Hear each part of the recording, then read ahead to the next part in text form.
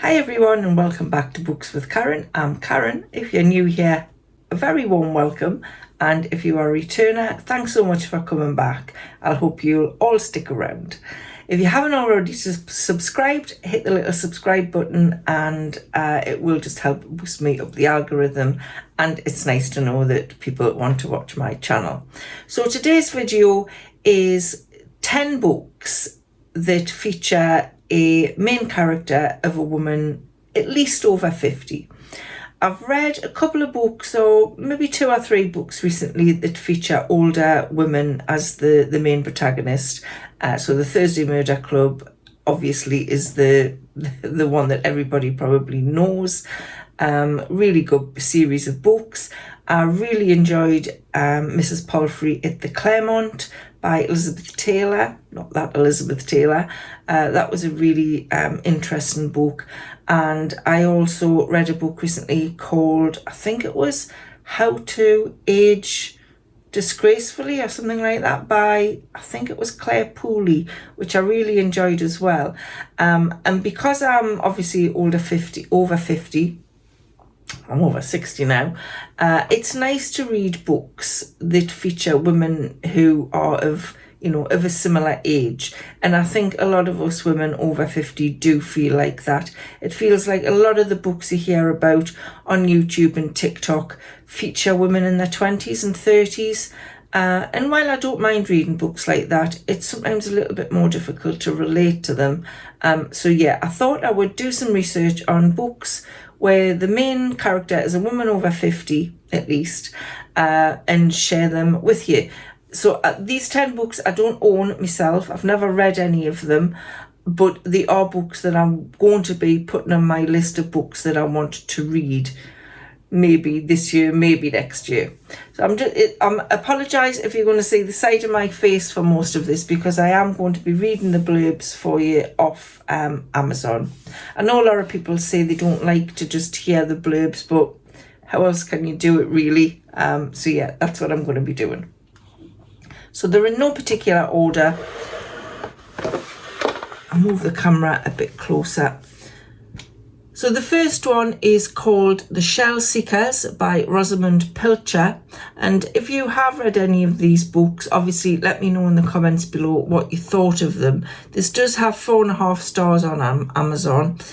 It was published in 2005, and it says, artist's daughter Penelope Keeling can look back on a full and varied life, a bohemian childhood in London and Cornwall, an unhappy wartime marriage, and the one man she truly loved. She has brought up 3 children and learned to accept them as they are, yet she is far too energetic and independent to settle sweetly into pensioned-off old age. Sounds like my thing. And when she discovers that her most treasured possession, her father's painting, The Shell Seekers, is now worth a small fortune, it is Penelope who must make the decisions that will determine whether her family can continue to survive as a family or be split apart. That sounds really interesting. It says, a beautifully crafted story of the intricacies of family lives stretched over time. One of my favourite novels. It is a book I turn to again and again whenever I am dejected or in need of comfort. So yeah, that sounds like a good book. Definitely going on my list. The next one is called Lillian Boxfish Takes a Walk. I've never heard of this one. I had heard of The Shell Seekers. This one was published in 2017. The author is Kathleen Rooney, and this one has 4 stars on Amazon. And it says, in my reckless and undiscouraged youth, I worked in a walnut-panelled office 13 floors above West 35th Street. She took 1930s New York by storm, working her way up writing copy for Macy's department store to become the highest paid advertising woman in the world. Now it's the last night of 1984, and Lillian, 85 years old but just as sharp as ever, is on her way to a party. It's chilly enough for her mink coat, and Manhattan is grittier, but the quick-tongued poet has never been one to scare easily. On a walk that takes her over 10 miles around the city, she meets bartenders, shopkeepers, criminals, parents and parents-to-be, while reviewing a life of excitement and adversity, passion and heartbreak, illuminating all the ways New York has changed and endured. A love letter to city life in all its gusts and grandeur, Lillian Boxfish takes a walk, paints a portrait of a remarkable woman across the canvas of a changing America, from the Jazz Age to the onset of the AIDS epidemic, the Great Depression to the birth of hip-hop. And it's based on the life of Margaret Fishback, who was a proto-feminist and pioneering ad woman. That sounds really interesting as well. I'd never heard of that. So yeah, very interesting, especially when it's based on the life of someone. So the next book is called The Good House. It was published in 2013. It is by Anne Leary. Also has 4 stars on Amazon. It says, how can you prove you're not an alcoholic? You can't. It's like trying to prove you're not a witch. Hildy Good is a townie, a lifelong resident of an historic community on the rocky coast of Boston's North Shore. She knows pretty much everything about everyone. Hildy is a descendant of one of the witches hung in nearby Salem and is believed by some to have inherited psychic gifts. Not true, of course. She's just good at reading people. Hildy is good at lots of things. A successful real estate broker, mother and grandmother, her days are full, but her nights have become lonely ever since her daughters, convinced their mother was drinking too much, staged an intervention and sent her off to rehab. Now she's in recovery, more or less. Alone and feeling unjustly persecuted, Hildy needs a friend. She finds one in Rebecca McAllister, a beautiful young mother and one of the town's wealthy newcomers. Rebecca feels out of step in her new surroundings and is grateful for the friendship, and Hildy feels like a person of the world again, as she and Rebecca escape their worries with some harmless gossip and a bottle of wine by the fire, just one of their secrets. Sounds like a fun night. But not everyone takes to Rebecca, who is herself the subject of town gossip. When Frank Getchell, an eccentric local who shares a complicated history with Hildy, tries to warn her away from Rebecca, Hildy attempts to protect her friend from a potential scandal. Soon, however, Hildy is busy trying to cover her own tracks and protect her reputation. When a cluster of secrets become dangerously entwined, the reckless behaviour of one threatens to expose the other, and this darkly comic novel takes a chilling turn. It says it's funny, poignant and terrifying. So yeah, on my list. The next one is Britt-Marie Was Here, published in 2017 and has 4.5 stars on Amazon. I've never heard of this again, and it was written by Fredrik Backman. I quite like the cover of this one. This did appeal to us. It says, Britt-Marie can't stand mess. A disorganised cutlery drawer ranks high on her list of unforgivable sins. Not like me. She is not one to judge others, no matter how ill-mannered, unkempt or morally suspect they might be. It's just that sometimes people interpret her helpful suggestions as criticisms, which is certainly not her intention. But hidden inside the socially awkward, fussy busybody is a woman who has more imagination, bigger dreams, and a warmer heart than anyone around her realises. When Britt-Marie walks out on her cheating husband and has to fend for herself in the miserable backwater town of Borg, of which the kindest thing one can say is that it has a road going through it, she finds work as the caretaker of a soon-to-be demolished recreation centre. The fastidious Britt-Marie soon finds herself being drawn into the daily doings of her fellow citizens, an odd assortment of miscreants, drunkards, layabouts, but most alarming of all, she's given the impossible task of leading the supremely untalented children's soccer team to victory. In this small town of misfits, can Britt-Marie find a place where she truly belongs? It says funny, moving, sweet and inspiring. Britt-Marie Was Here celebrates the importance of community and connection in a world that can feel isolating. So yeah, that should be really interesting at all.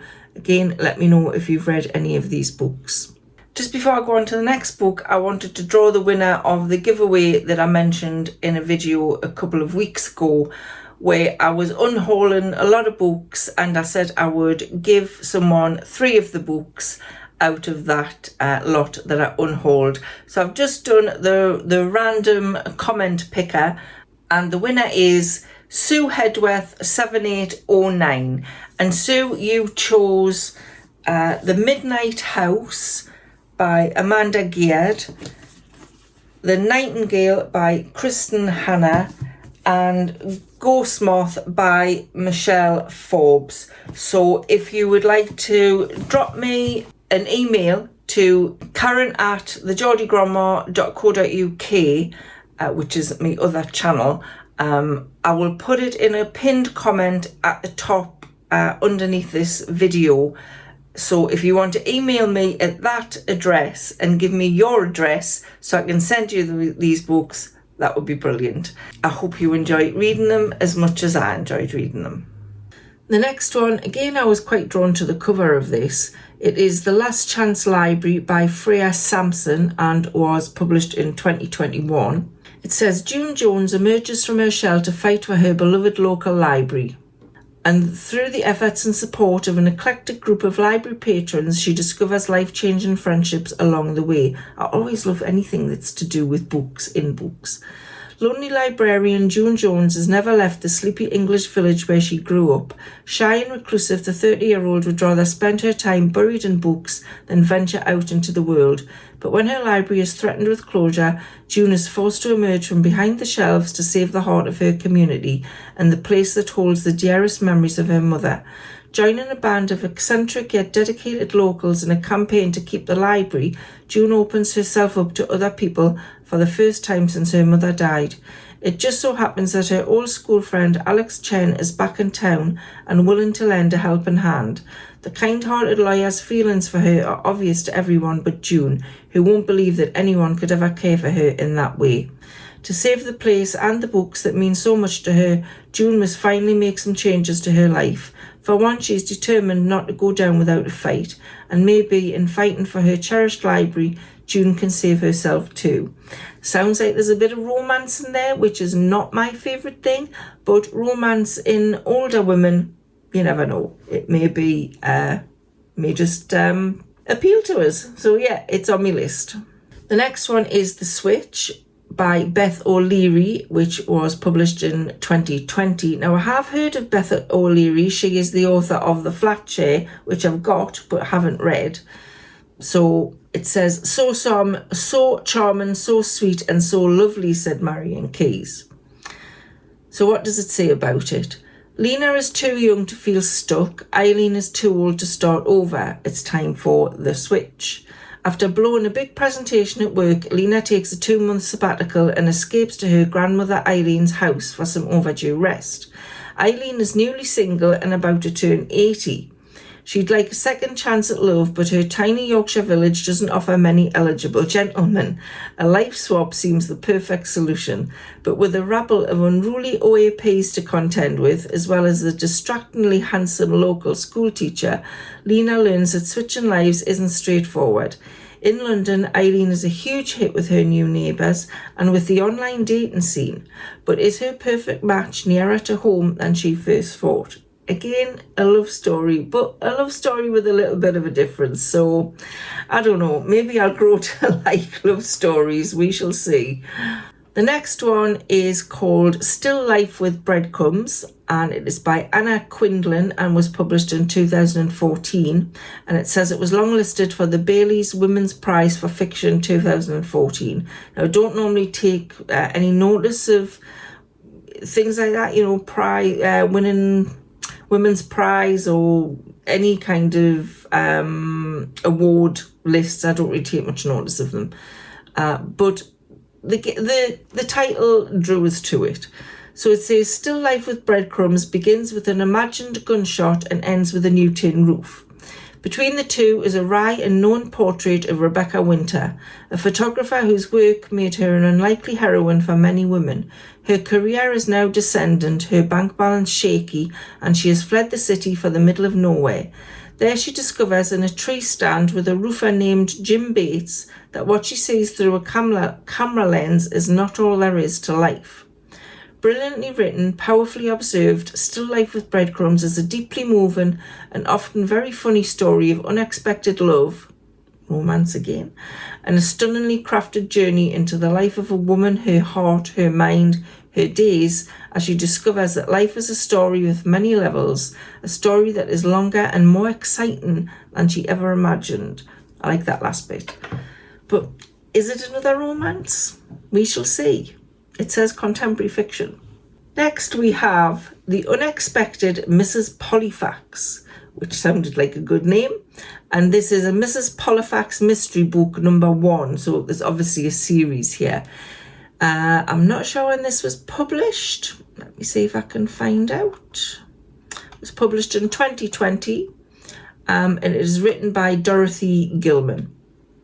I like a book that is the start of a series, because if you like the book, then it's great to have, there's more to read. And the cover of this is really fun looking as well. So it says, the most lovable and unlikely of international spies, perfect for fans of Miss Seton. I don't normally like books about spies, but we shall read on. Mrs. Emily Pollifax is a 60-ish widow wanting more from life than teas and garden club meetings. Sounds like me. In search of adventure, she decides to offer her services to the CIA. I probably wouldn't do that. Who, after all, would spot a suburban grandmother as a Cold War secret agent? An adventure she finds. Her first assignment in Mexico City doesn't sound dangerous until something goes wrong. She suddenly finds herself abducted across the world, embroiled in quite a hot Cold War, and her abductors find themselves entangled with one unbelievably feisty lady. Armed with only an open mind and a little karate, Mrs. Pollifax is the most lovable and unlikely of international spies. Yeah, like I say, I don't normally read books to do with spies, but it sounds different and it sounds interesting, so it's on my list. The next one is The Invisible Women's Club by Helen Paris, and it was published in 2024, and it says it's a perfect feel-good and life-affirming novel about the power of unlikely friendships and connection. That seems to be a theme running through books to do with women over 50, which is interesting. So we shall read on and see what it says. Janet Pym is used to being invisible. 70-something with her beloved allotment of her company, she simply doesn't need anyone else. I did find that once I got into my 50s, I did start to feel invisible. It was like things I said didn't seem to be heard. I would say something, nobody would say anything, and then maybe a couple of days later somebody would say something and they're like, oh, that's a brilliant idea, and I'm thinking, I just said that. So you do start to feel invisible, so it's interesting to read about things like that.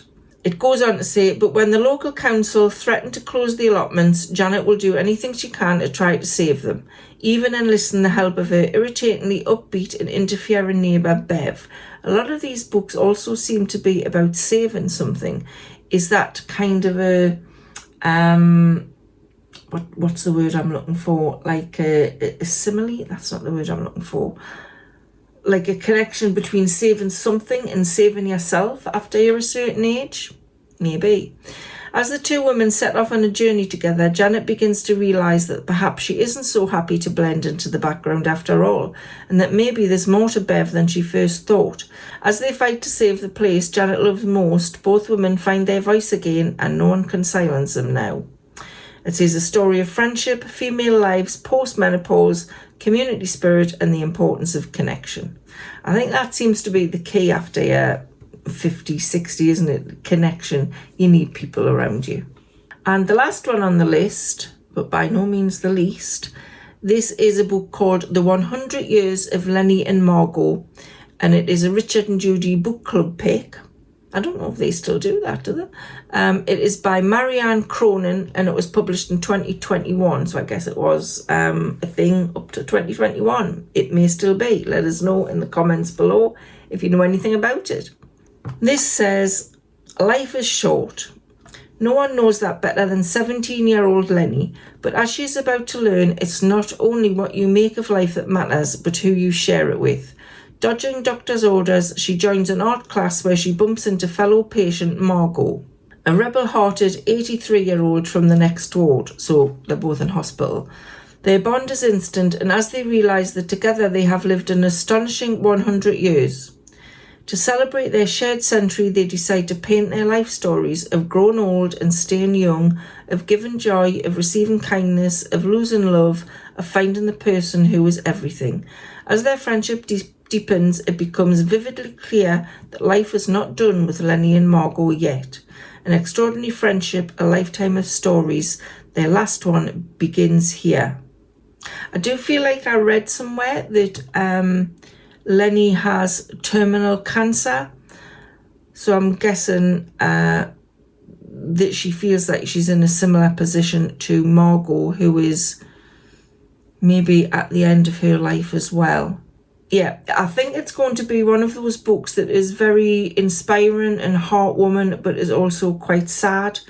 But yeah, that is definitely going to be put on my list. It says, voted best uplifting book by The Independent.